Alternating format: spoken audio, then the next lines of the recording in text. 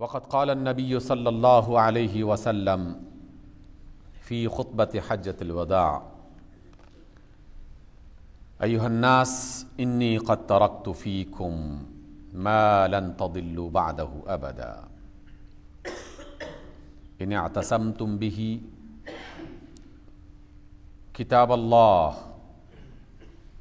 وإياكم والغلو في الدين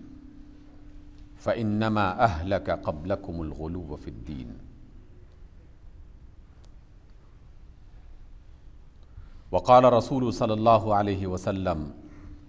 وإن الشيطان قد يئس من أن يعبد في أرضكم هذه أبدا ولكن ستكون له طاعة فيما تحقرون من أعمالكم فسيرضى به فاحذروه على دينكم صدق رسول اللہ صلی اللہ علیہ وسلم۔ سامعین محترم، رسول رحمت علیہ الصلاۃ والسلام کا خطبہ رحمت، جسے ہم خطبہ حجۃ الوداع کے نام سے پہچانتے ہیں، جو آپ نے جبل رحمت پہ کھڑے ہو کر قیامت تک آنے والے سارے انسانوں کو عطا فرمایا تھا، آج اس میں سے دو اہم باتیں ہم سیکھنے کی کوشش کریں گے۔ رسول رحمت فرماتے ہیں کہ وَإِنِّي قَدْ تَرَكْتُ فِيكُمْ مَا لَن تَضِلُّوا بَعْدَهُ أَبَدًا إِنِ اعْتَصَمْتُمْ بِهِ، میں تمہارے درمیان ایک ایسی چیز چھوڑ کے جا رہا ہوں کہ اگر تم نے اسے مضبوطی سے پکڑ لیا، تھام لیا، تو کبھی گمراہ نہیں ہوگے، کبھی راستے سے بھٹکو گے نہیں۔ اور پھر آپ فرماتے ہیں کہ وہ کیا ہے؟ کتاب اللہ، اللہ کی کتاب۔ اللہ کی کتاب قیامت تک آنے والے سب انسانوں کے لیے رہنمائی کی کتاب ہے، زندگی کی تمام مشکلوں کا حل، تمام علوم کی بنیاد، تمام الجھنوں کی سلجھنیں اسی کتاب حکیم میں پائی جاتی ہیں۔ اس وجہ سے کہ وہ اللہ رب کائنات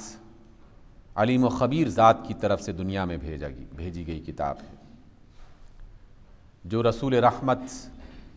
صلی اللہ علیہ وسلم کے قلب مبارک پر اتاری گئی تھی، اور جسے ہم کتاب حکیم کہتے ہیں، حکمت والی کتاب،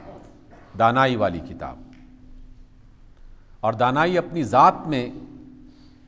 ایک ایسی خوبی اور صلاحیت کا نام ہے کہ جو کبھی پرانی نہیں ہوتی، کبھی ناکارہ نہیں ہوتی، ہمیشہ انسانوں کو صحیح طور پر رہنمائی عطا کرتی ہے۔ رسول اللہ صلی اللہ علیہ وسلم نے اس کتاب حکیم کے بارے میں بہت ساری باتیں ارشاد فرمائیں، لیکن ایک بہت ہی قیمتی اور اہم ترین بات یہ ہے، عمر بن خطاب روایت کرتے ہیں، مسلم میں اس کو درج کیا گیا ہے، آپ علیہ الصلاۃ والسلام نے فرمایا ان اللہ یرفع بہذا الکتاب اقواما، اللہ تعالیٰ اس کتاب کے ذریعے سے بہت ساری قوموں کو ترقی دیتا ہے، عروج عطا کرتا ہے، وَيَدَعُ بِهِ آخَرِينَ، اور اسی کتاب کو نظر انداز کرنے کی بنیاد پر بہت ساری اقوام کو یا دوسری اقوام کو وہ پست کر دیتا ہے، نیچے کر دیتا ہے، اور وہ لوگ ترقی کرنے کے بجائے تنزل کا شکار ہو جاتے ہیں، آگے بڑھنے کے بجائے پیچھے ہو جاتے ہیں۔ اب یہ کتاب کس طرح قوموں کو بلند کرتی ہے اور کس طرح قومیں اس کتاب کو چھوڑنے کی بنا پر پستی کی طرف جاتی ہیں؟ بات بہت آسان اور واضح ہے کہ اس کتاب میں لکھی ہوئی تعلیمات، اس کتاب میں درج کی ہوئی ہدایات، جو بھی قوم ان تعلیمات پر عمل کرے گی، اللہ تعالیٰ دنیا میں انہیں ترقی عطا کرے گا، اور جو بھی قوم ان تعلیمات کو نظر انداز کرے گی، اللہ تعالیٰ اس قوم کو رسوا اور پست کر دے گا، اسے دنیا میں ترقی نصیب نہیں ہوگی۔ اب ہم اگر دنیا میں پائی جانے والی مختلف قسم کی قوموں کا جائزہ لیں تو آپ کو کوئی بھی دور ایسا نظر نہیں آئے گا کہ جس میں کسی قوم نے ترقی کی ہو اور وہ قرآن مجید کی کسی نہ کسی حکمت کی بات پر عمل نہ کر رہی ہو۔ کوئی نہ کوئی حکمت کی بات ایسی ضرور ہوتی ہے جو اللہ رب العزت کی طرف سے آسمانی کتابوں میں لکھی گئی، جس کا فائنل اور آخری ایڈیشن قرآن مجید کی شکل میں ہمارے سامنے موجود ہے۔ اس میں سے جن باتوں کو بھی کسی قوم نے اپنایا، اللہ رب العزت نے اس قوم کو ترقی دینا شروع کر دی، اور اللہ کی کتاب کی باتوں کو جس قوم نے نظر انداز کر دیا، اللہ تعالیٰ نے بھی ان کو نظر انداز کر دیا۔ موجودہ زمانے میں یہ بات کہی جاتی ہے کہ جناب غیر مسلم دنیا میں سائنس اور ٹیکنالوجی میں ترقی ہو رہی ہے، مسلمان آخر اس میں پسماندہ کیوں ہیں، پیچھے کیوں ہیں، وہ اس میں کوئی ایسا کارنامہ کیوں انجام نہیں دے رہے۔ رسول اللہ صلی اللہ علیہ وسلم کا فرمان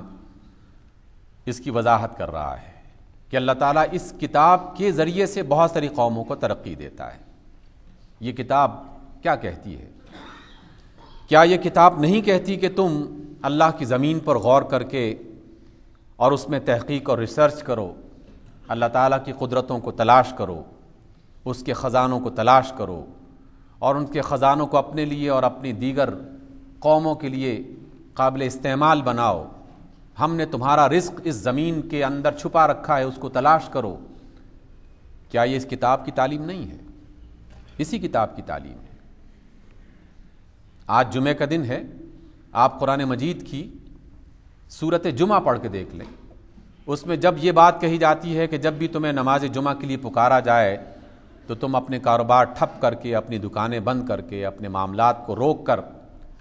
نماز کے لیے دوڑ پڑو، اسی صورت میں یہ بات کہی گئی ہے کہ جب نماز پوری کر لو تو پھر اس زمین پر پھیل جاؤ اور اللہ کے فضل کو تلاش کرو۔ اللہ کے فضل کو تلاش کرنا کیا ہے؟ کہ اس کی زمین میں جو اس نے چھپائے ہوئے خزانے ہیں ان کو تلاش کرنا، اپنے ملک اور اپنی قوم کی ضرورتوں کو پورا کرنے کے لیے جو بھی اپنے وقت کی ٹیکنالوجی اور سائنس میں ترقی ہو سکتی ہے، جو ذریعہ اور وسیلہ اختیار کیا جا سکتا ہے، اس کو اختیار کیا جائے۔ جس قوم نے بھی قرآن مجید کے اس اصول پر عمل کیا، اللہ تعالیٰ نے انہیں ترقی دینا شروع کر دی۔ جب ہم اس پر عمل کیا کرتے تھے، مسلمان عمل کیا کرتے تھے، تو مسلمان ملکوں میں وہ حکومتیں وجود میں آئیں کہ جنہوں نے عظیم الشان قسم کے تعلیمی ادارے بنائے، عظیم الشان قسم کے اسکالرز اور ماہرین ہر میدان میں ظہور پذیر ہوئے۔ لیکن جب ہم نے یہ کام چھوڑ دیا اور دوسری قوموں نے اور دوسرے لوگوں نے یہ کام کرنا شروع کر دیا، تو اللہ تعالیٰ نے اپنی سنت کے مطابق ان کو ترقی دینا شروع کر دی۔ سامعین محترم، اللہ تعالیٰ کے معاملات، اللہ تعالیٰ کی سنتیں سارے انسانوں کے لیے ایک خاص سسٹم کے اور نظام کے مطابق چل رہی ہے۔ جو قوم سست ہو، منصوبہ بندی نہ کرنے والی ہو، خیانت کار ہو، جھوٹی اور فریبی ہو، اور جس نے ہمت اور امانت کے ساتھ کام کرنے کا عزم نہ کیا ہوا ہو، تو اللہ تعالیٰ تمام تر خزانوں کے باوجود بھی اسے سہولتوں سے محروم کر دیتا ہے۔ لیکن اس میں نالائقی اس قوم کی اپنی ہوا کرتی ہے، اور وہ نالائقی کی بنیاد یہ ہے کہ اس نے اللہ کی کتاب میں لکھے ہوئے اس قانون کو نظر انداز کر دیا۔ پاکستان آج کل پانی کی قلت کا شکار ہے، ہم اس مشکل کو محسوس کر رہے ہیں۔ ایک طویل عرصے سے بارش نہیں ہو رہی، لیکن بارش ہی تو محض ایک وسیلہ پانی کا نہیں ہے۔ اللہ تعالیٰ نے اپنے انسانوں کے لیے، اپنے حیوانات کے لیے، جانوروں کے لیے پانی کے بہت سارے وسائل بنا رکھے ہیں، اور ہمیں عقل اس لیے دی کہ تاکہ ہم پانی کے ان ذرائع کو نہ صرف تلاش کریں بلکہ ان کو بہتر انداز میں استعمال کرنے کی پلاننگ اور منصوبہ بندی کریں۔ اللہ تعالیٰ کی زمین پر اگنے والی فصلوں کو محفوظ کرنے کا عمل، اس کو اگانے کا عمل جس جس دور میں جس قوم نے اختیار کیا، اللہ تعالیٰ نے اسے اس میدان میں ترقی عطا کر دی۔ اور خود انبیاء کے ذریعے سے اللہ رب العزت بعض قوموں کی رہنمائی کرتا رہا کہ تم اپنی فصلوں کو محفوظ کس طرح کر سکو گے۔ آج کل کا جو کولڈ سٹوریج کا سسٹم ہمارے سامنے موجود ہے، چیزوں کو پریزرو کرنے کا جو طریقہ ہمارے پاس موجود ہے، بعض قوموں کو اللہ رب العزت نے باقاعدہ اپنے نبیوں کے ذریعے سے یہ طریقہ بتایا۔ قوم فرعون کو جناب یوسف علیہ السلام بتاتے ہیں کہ 7 سال خوب محنت کرو اور خوب غلہ اگاؤ، اور اس غلے کو محفوظ کرنے کا ایک آسان طریقہ یہ ہے کہ اس کے دانے اس کی بالیوں سے باہر مت نکالو، کیونکہ اللہ تعالیٰ نے جس دانے کو جس خوبصورت طریقے سے پیک کیا ہوا ہے ان کی بالیوں میں، اس کو محفوظ اور پریزرو کرنے کا سب سے اچھا طریقہ یہی ہے۔